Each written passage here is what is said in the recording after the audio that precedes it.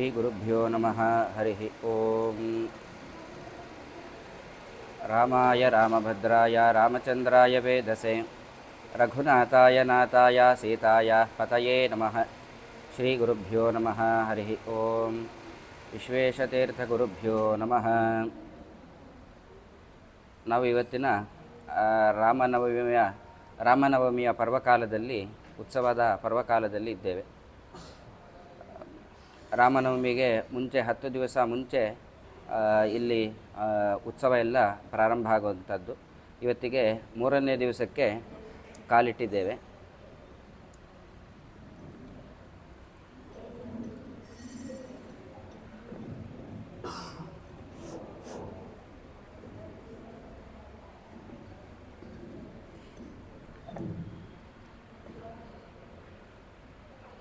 ರಾಮನ ಬಗ್ಗೆ ಹೇಳಬೇಕು ಅಂತಾದಾಗ ಒಂದೇ ಒಂದು ಮಾತು, ರಾಮೋ ವಿಗ್ರಹವಾನ್ ಧರ್ಮ ಅಂತ. ಧರ್ಮವೇ ಮೂರ್ತಿ ಎತ್ತಿ ಬಂದಾಗ ಹೇಗಿರುತ್ತೋ ಹಾಗೆ ರಾಮ ಇದ್ದ ಅಂತ ಶಾಸ್ತ್ರ ಹೇಳೋದು ಕೂಡ ಅದೇ. ರಾಮ ನಡೆದಂತೆ ನಡೆ, ಕೃಷ್ಣ ನುಡಿದಂತೆ ನುಡಿ ಅಂತ. ಕೃಷ್ಣ ಹೇಗೆ ಅವನು ಬದುಕಿ ಬಾಳಿದ ಅಂತ ಹೇಳಿ ಅವನನ್ನು ನೋಡಿ ನಾವು ಅವನು ನಡೆನುಡಿಗಳಿಂದ ಕಲಿಬೇಕಂತೆ. ರಾಮ ಹೇಗೆ ಬದುಕಿದ ಅಂಥೇಳಿ ಅವನ ಬದುಕಿನ ಸಾರವನ್ನು ತೆಗೆದುಕೊಂಡು ನಾವು ಬದುಕಬೇಕಂತೆ. ಹಾಗೆ ದಶಾವತಾರದಲ್ಲಿ ವಿಶೇಷವಾಗಿ ಮರ್ತ್ಯ ಶಿಕ್ಷಣಕ್ಕೋಸ್ಕರ ಆಗಿರತಕ್ಕಂಥದ್ದು ಇದೆರಡೇ ಅವತಾರ, ಒಂದು ರಾಮ ಅವತಾರ, ಇನ್ನೊಂದು ಕೃಷ್ಣ ಅವತಾರ. ಹಾಗೆ ನಾವು ರಾಮೋ ವಿಗ್ರಹವಾನ್ ಧರ್ಮ ಅಂತ ನಾವು ವಿದ್ಯಾಪೀಠದಲ್ಲಿ ಒಂದು ಸೆಮಿನಾರ್ ಆಗ್ತಾ ಇದ್ದಾಗ ತಿರುಮಲಾಚಾರ್ಯರು ಹೇಳಿದಂತಹ ಇದು ಮಾತು, ರಾಮೋ ವಿಗ್ರಹವಾನ್ ಧರ್ಮ ಎಂಬುವಂತಹ ವಿಷಯವನ್ನು ತಗೊಂಡು ಅವರು ತುಂಬ ಸುಂದರವಾಗಿ ಮಾತಾಡಿದರು. ಹಾಗೆ ಒಂದು ಧರ್ಮವೇ ಒಂದು ವಿಗ್ರಹವಾಗಿ ಬಂದಾಗ, ಒಂದು ಮೂರ್ತಿ ಎತ್ತಿ ಬಂದಾಗ ಹೇಗಿರ್ತದೆ ಅಂತ ಹೇಳಿದ್ರೆ ಅದು ರಾಮಚಂದ್ರನನ್ನು ನೋಡಿ ನಾವು ಕಲಿಬೇಕು ಅಂತ. ನಿನ್ನೆ ಆಚಾರ್ಯರು ಕೂಡ ಹೇಳ್ತಾ ಗಾಯತ್ರಿ ಮಂತ್ರವನ್ನು ಉಪದೇಶ ತಗೊಂಡು ಗಾಯತ್ರಿ ಮಂತ್ರವನ್ನು ಮಾಡಬೇಕು. ರಾಮ ಎದ್ದೇಳು, ಉತ್ತಿಷ್ಟ ಉತ್ತಿಷ್ಟ ಗೋವಿಂದ ಉತ್ತಿಷ್ಟ ಗರುಡಧ್ವಜ ಅಂತೇಳಿ ಅವರು ಹೇಳಿದರು. ಹಾಗೆ ರಾಮ ವಿಶ್ವಾಮಿತ್ರರ ಜೊತೆಗೆ ಯಾಕೆ ಬಂದ ಅಂತ ನಾವು ಒಂದೊಂದು ಶಾಸ್ತ್ರದಲ್ಲಿ ಬರುವಂತಹ ಅಥವಾ ಪುರಾಣದಲ್ಲಿ ಬರುವಂತಹ ಒಂದೊಂದು ಘಟನೆಗಳಿಗೂ ಕೂಡ ಹಿಂದಿನ ತುಂಬ ಘಟನೆಗಳು ಕಾರಣವಾಗಿರ್ತದೆ. ಆ ವಿಶ್ವಾಮಿತ್ರರು ತಾವು ತುಂಬ ವರ್ಷಗಳ ಕಾಲ ಅವರು ಕ್ಷತ್ರಿಯರಾಗಿದ್ದರೂ ಕೂಡ ಬ್ರಹ್ಮಬಲಂ ತೇಜೋಬಲಂ ಬಲಂ ಅಂತೇಳಿ ಅವರು ಬ್ರಹ್ಮಬಲವನ್ನು ನಾನು ಪಡಿಲೇಬೇಕು ಎಂಬುದಾಗಿ ನಿಶ್ಚಯವನ್ನು ಮಾಡಿ ಅವರು ಬ್ರಹ್ಮರ್ಷಿಗಳಾಗಿರ್ತಕ್ಕಂತಹವರು. ಅವರು ಯಾವ ಋಷಿಗಳು ಸಾಧನೆ ಮಾಡದೇ ಇರುವಂತಹ ಒಂದು ಸಾಧನೆಯನ್ನು ಮಾಡಿದರು. ಯಾವುದು ಅಂತ ಹೇಳಿದ್ರೆ ಗಾಯತ್ರಿ ಮಂತ್ರವನ್ನು ಕಂಡುಕೊಂಡದ್ದು. ಆ ಗಾಯತ್ರಿ ಮಂತ್ರವನ್ನು ಕಂಡುಕೊಂಡಿದ್ದರ ಒಂದು ಫಲವಾಗಿ ಆ ರಾಮಚಂದ್ರ ದೇವರು ಆ ವಿಶ್ವಾಮಿತ್ರರ ಋಷಿಗಳ ಹಿಂದೆ ಚಿಕ್ಕ ಮಗುವಾಗಿ ಬಂದಂತೆ. ಹಾಗೆ ನಾವು ಕೂಡ ಆ ಗಾಯತ್ರಿ ಮಂತ್ರವನ್ನು ಹೇಗೆ ಎಲ್ಲ ವ್ರತಗಳು ಏಕಾದಶಿಯ ಹಿಂದೆಯೋ ಹಾಗೆ ಎಲ್ಲ ಮಂತ್ರಗಳು ಕೂಡ ಗಾಯತ್ರಿ ಮಂತ್ರದ ಹಿಂದೆ ಅಂತ. ನಾವು ಎಷ್ಟು ಗಾಯತ್ರಿ ಮಂತ್ರವನ್ನು ಜಪ ಮಾಡ್ತೇವೋ ಅಷ್ಟು ಭಗವಂತ ನಮಗೆ ಹತ್ತಿರ ಆಗ್ತಾ ಇರ್ತಾನೆ ಅಂತ. ಆ ಗಾಯತ್ರಿ ಮಂತ್ರವನ್ನು ಕಂಡುಕೊಂಡು ಲೋಕಕ್ಕೆ ಆ ಗಾಯತ್ರಿ ಮಂತ್ರವನ್ನು ಕೊಟ್ಟಂತಹ ಒಂದು ಫಲವಾಗಿ ವಿಶ್ವಾಮಿತ್ರರ ಹಿಂದೆ ರಾಮಚಂದ್ರ ಬಂದ ಅಂತ. ಮತ್ತು ರಾಮಚಂದ್ರ ಬಂದು ಆ ತಾಟಕೆ ಇತ್ಯಾದಿ ಎಲ್ಲ ರಾಕ್ಷಸರ ಸಂಹಾರ ಆಗುತ್ತೆ. ಸಂಹಾರ ಆದ ನಂತರ ಎಲ್ಲ ಅವನಿಗೆ ಸೀತೆಯೊಟ್ಟಿಗೆ ವಿವಾಹವೂ ಕೂಡ ಆಯಿತು. ಸೀತೆಯೊಟ್ಟಿಗೆ ವಿವಾಹ ಆದಮೇಲೆ ಇನ್ನೇನು ಅವನಿಗೆ ದಶರಥ ಯುವರಾಜನಾಗಿ ಪಟ್ಟವನ್ನು ಕೊಡಬೇಕು. ಅಂತಹ ಸಂದರ್ಭದಲ್ಲಿ ಕೈಕೇಯಿಯ ವರ ಇರುತ್ತೆ. ಕೈಕೇಯಿ ಆ ಸಂದರ್ಭದಲ್ಲಿ ಆ ಮಂಥರೆಯ ಮಾತನ್ನು ಕೇಳಿಕೊಂಡು ತನ್ನ ಕುಟೆಲ ಬುದ್ಧಿಗಿಂದಾಗಿ ರಾಮನಿಗೆ ಪಟ್ಟಾಭಿಷೇಕ ಆಗುವುದನ್ನು ತಪ್ಪಿಸ್ತಾಳಂತೆ. ಹಾಗೆ ರಾಮ ಇನ್ನೇನು ಕಾಡಿಗೆ ಹೊರಡಬೇಕು. ಕಾಡಿಗೆ ಹೊರಡುವಾಗ ಅಂದರೆ ರಾಮನ ಒಂದೊಂದು ನಡವಳಿಕೆಯೂ ಕೂಡ ನಾವು ಅನುಸರಿಸ್ಕೊಳ್ಬೇಕು. ಒಂದೊಂದು ವರ್ಷದಲ್ಲಿ ಒಂದೊಂದು ಗುಣವನ್ನು ಅಳವಡಿಸ್ಕೊಂಡ್ರೂ ಕೂಡ ಸಾಕು, ನಾವು ತುಂಬ ದೊಡ್ಡ ವ್ಯಕ್ತಿಗಳಾಗಿ ಬಾಳಲಿಕ್ಕೆ ಸಾಧ್ಯ ಅಂತ. ಹಾಗೆ ಅವನು ವನವಾಸಕ್ಕೆ ಹೊರಡಲಿಕ್ಕೆ ಮುಂಚೆ ರಾಜಾಜ್ಞೆ ಆಗುತ್ತೆ, ನೀನು ಇನ್ನೂ ವನವಾಸಕ್ಕೆ ಹೋಗಬೇಕು, ನಾರುಮಡಿಯನ್ನು ತೊಟ್ಟು ವನವಾಸಕ್ಕೆ ಹೋಗಬೇಕು ಎಂಬುದಾಗಿ ರಾಜಾಜ್ಞೆ ಆಗುತ್ತೆ. ಸರಿ ಅಂತೇಳಿ ತಾಯಿಯಾದಂತಹ ಸುಮಿತ್ರೆಗೆ ಕೌಸಲ್ಯಾದೇವಿಗೆ ನಮಸ್ಕಾರ ಮಾಡಲಿಕ್ಕೆ ಹೋಗ್ತಾನೆ. ನಮಸ್ಕಾರ ಮಾಡಲಿಕ್ಕೆ ಹೋದಾಗ ಕೌಸಲ್ಯಾದೇವಿಗೆ ತುಂಬ ಖುಷಿಯಾಗತ್ತೆ. ಅವಳು ರಾಮ ಬಂದ ಅಂಥೇಳಿ ಖುಷಿಯಿಂದಾಗಿ ಅವಳು ಅಲ್ಲೇ ಇರತಕ್ಕಂತಹ ಒಂದು ಚಿನ್ನದ ಮಣೆ ಮಾಡಿರ್ತಾಳೆ. ಅವಳು ಇನ್ನೇನು ರಾಜ ಬರ್ತಾನೆ, ರಾಜ ಬಂದು ಕೂತ್ಕೊಳ್ತಾನೆ ಅಂತೇಳಿ ಚಿನ್ನದ ಮಣೆ ಮಾಡಿರ್ತಾಳೆ. ಚಿನ್ನದ ಮಣೆಯನ್ನು ಇಡ್ತಾಳೆ, ಬಾ ಕೂತ್ಕೊ ಅಂತ. ಅವನು ರಾಮನ ಒಂದೊಂದು ಗುಣಗಳನ್ನು ಕೂಡ ಹೇಗೆ ಕಲಿಬೇಕು ಅಂತಂದರೆ, ರಾಮ ಆ ಚಿನ್ನದ ಮಣೆಯನ್ನು ಸರಿಸ್ತಾನಂತೆ, ಸರಿಸಿ ನೆಲದ ಮೇಲೆ ಕೂತ್ಕೊಳ್ತಾನಂತೆ. ಆಗ ಕೌಸಲ್ಯಗೆ ಆಶ್ಚರ್ಯ ಆಗುತ್ತೆ. ಏನು ರಾಮ, ನಾನು ಚಿನ್ನದ ಮಣೆಯನ್ನು ಮಾಡಿಸಿ ನಿನಗೋಸ್ಕರ ಇಟ್ಟಿದ್ದೇನೆ, ಚಿನ್ನದ ಮಣೆಯಲ್ಲಿ ಕೂತ್ಕೊಳ್ಳೋದು ಬಿಟ್ಟು ಅದನ್ನು ಸರಿಸಿ ನೆಲದ ಮೇಲೆ ಕೊಡ್ತಾ ಇದೆಯಲ್ಲ ಅಂತ. ಆಗ ಅವನು ಹೇಳ್ತಾನೆ, ಮಾರ್ಮಿಕವಾಗಿ ಒಂದು ಮಾತನ್ನು ಹೇಳ್ತಾನೆ, ಇನ್ನು ಮುಂದೆ ನನಗೆ ಇದು ಅಭ್ಯಾಸ ಆಗಬೇಕು, ಅದಕ್ಕೋಸ್ಕರ ನಾನು ಮನೆಯಲ್ಲಿ ಕೂತ್ಕೊಳ್ತಾ ಇಲ್ಲ, ನೆಲದ ಮೇಲೆ ಕೂತ್ಕೊಳ್ತಾ ಇದ್ದೀನಿ ಅಂತ ಹೇಳಿದ್ರೆ ಕೌಸಲ್ಯಗೆ ಏನು ಕೂಡ ಅರ್ಥ ಆಗೋದಿಲ್ಲ. ಯಾಕೆ ಈ ರೀತಿಯಾಗಿ ಹೇಳ್ತಾ ಇದೆಯಾ ಅಂತ ಕೇಳ್ತಾಳೆ. ಅದಕ್ಕೆ ಅವನು ಹೇಳ್ತಾನೆ, ಈ ರೀತಿಯಾಗಿ ರಾಜಾಜ್ಞೆ ಆಗಿದೆ, ನನಗೆ ಪಟ್ಟಾಭಿಷೇಕ ಆಗ್ತಾ ಇಲ್ಲ ಇವತ್ತಿನ ದಿವಸ. ಅವಳಿಗೇನು ವಿಷಯ ಗೊತ್ತಿರಲ್ಲ. ಅವನು ಹೇಳ್ತಾನೆ, ರಾಜಾಜ್ಞೆ ಆಗಿದೆ, ನಾನು ಇನ್ನೂ ವನವಾಸಕ್ಕೆ ಹೊರಡಬೇಕು ಎಂಬುದಾಗಿ ರಾಜಾಜ್ಞೆ ಆಗಿದೆ, ನಾನು ಹೊರಡ್ತಾ ಇದ್ದೀನಿ, ಆಶೀರ್ವಾದ ಮಾಡಬೇಕು ಅಂತ. ಆಗ ಅವಳು ಕೂಡಲೇ ಒಂದು ಮಾತನ್ನು ಹೇಳ್ತಾಳೆ, ನಿನಗೆ ದೊಡ್ಡವರು ಯಾರು? ನೀನು ಮೊದಲು ನಮಗೆ ಉಪನಯನ ಆಗುವಾಗ ಹೇಳುವಂಥದ್ದು ಮೊದಲು ಮಾತೃದೇವೋಭವ ನಂತರ ಪಿತೃದೇವೋಭವ ಅಂತ ಹೇಳುವಂಥದ್ದು.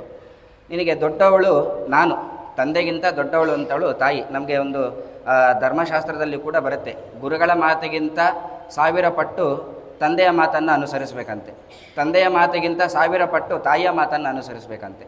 ಹಾಗೆ ಅವಳು ಹೇಳ್ತಾಳೆ, ಧರ್ಮಶಾಸ್ತ್ರದಲ್ಲೂ ಕೂಡ ವಾಕ್ಯ ಇದೆ, ತಂದೆಯ ಮಾತನ್ನು ಧಿಕ್ಕರಿಸಿ ತಾಯಿಯ ಮಾತನ್ನು ಕೇಳಬೇಕು ಅಂತ, ಅದಕ್ಕೋಸ್ಕರ ನೀನು ವನವಾಸಕ್ಕೆ ಹೋಗತಕ್ಕದ್ದಲ್ಲ ಅಂತ ಹೇಳ್ತಾಳೆ. ಆಗ ಅವನು ಹೇಳ್ತಾನೆ, ನೀನು ಹೇಳಿದಂತಹ ಮಾತೇ ಧರ್ಮಶಾಸ್ತ್ರದ ವಿರುದ್ಧವಾಗಿದೆ.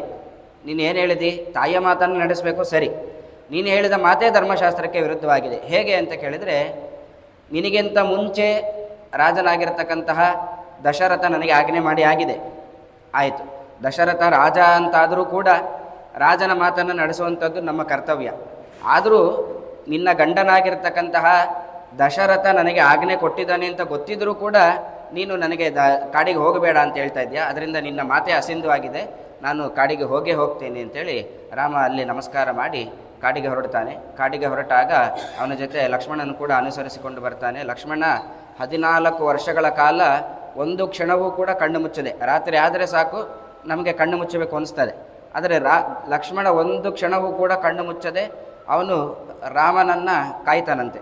ಹಾಗೆ ವನವಾಸಕ್ಕೆ ಹೋದಾಗ ಭರತನಿಗೆ ವಿಷಯ ಗೊತ್ತಾಗುತ್ತೆ. ಭರತನ್ನ ರಾಮ ಕಾಡಿಗೆ ಹೋದ ನಂತರ ದಶರಥ ಕಾಲ ಆಗ್ತಾನೆ. ಕಾಲ ಆದಾಗ ಭರತನಿಗೆ ವಿಷಯ ಮುಟ್ಟಿಸ್ತಾರೆ. ಈ ರೀತಿಯಾಗಿ ನಿಮ್ಮ ತಂದೆಯವರು ಕಾಲ ಆಗಿದ್ದಾರೆ ಅಂತ ಹೇಳೋದಿಲ್ಲ, ನಿಮ್ಮ ತಂದೆಯವರ ರಾಜಾಜ್ಞೆ ಆಗಿದೆ, ಕೂಡಲೇ ಬರಬೇಕು ಅಂತ ಹೇಳ್ತಾರೆ. ಅವನು ಕೈಕೇಯಿಯ ದೇಶದಿಂದ ಹೊರಟು ಬರ್ತಾನೆ. ಬಂದಾಗ ಅವಳು ಅಲ್ಲಿ ಕೈಕೇಯಿ ಎದುರುಗಡೆ ನಿಂತಿರ್ತಾಳೆ.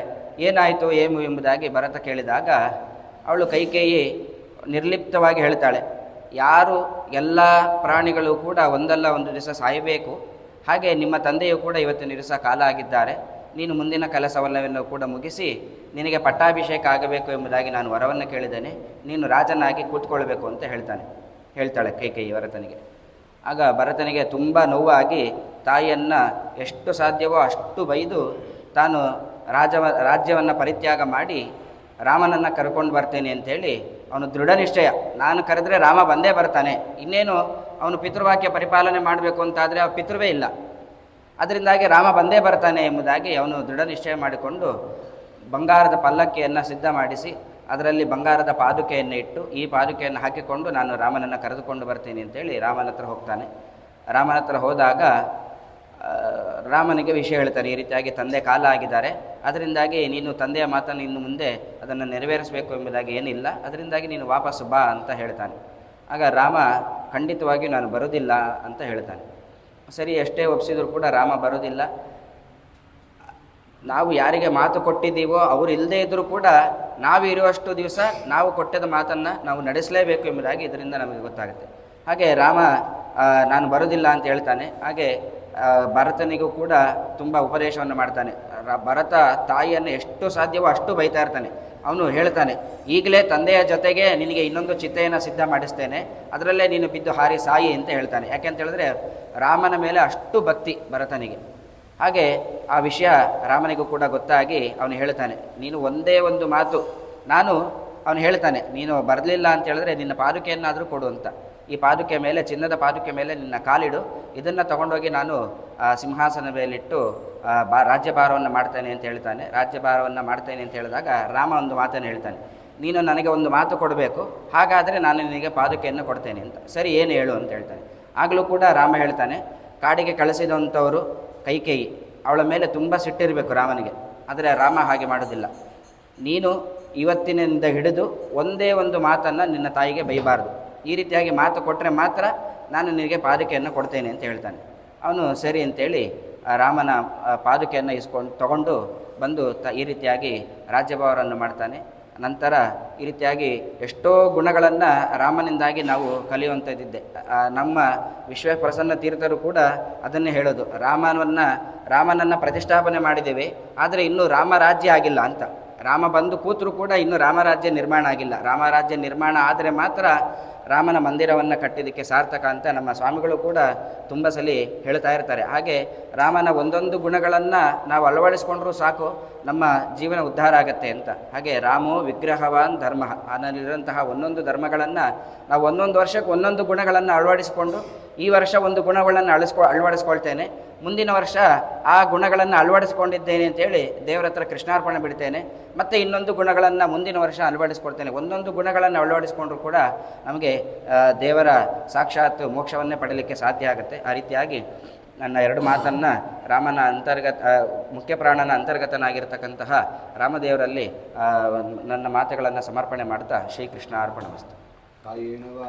ಮನಸೇಂದ್ರಿಯೇರ್ವ ಬುದ್ಧ್ಯಾತ್ಮನಾ ವಾ ನುಸೃತ ಸ್ವಭಾವಃ ಕರೋಮಿ ಯದ್ಯತ್ ಸಕಲಂ ಪರಸ್ಮೈ ನಾರಾಯಣಾಯೇತಿ ಸಮರ್ಪಯಾಮಿ.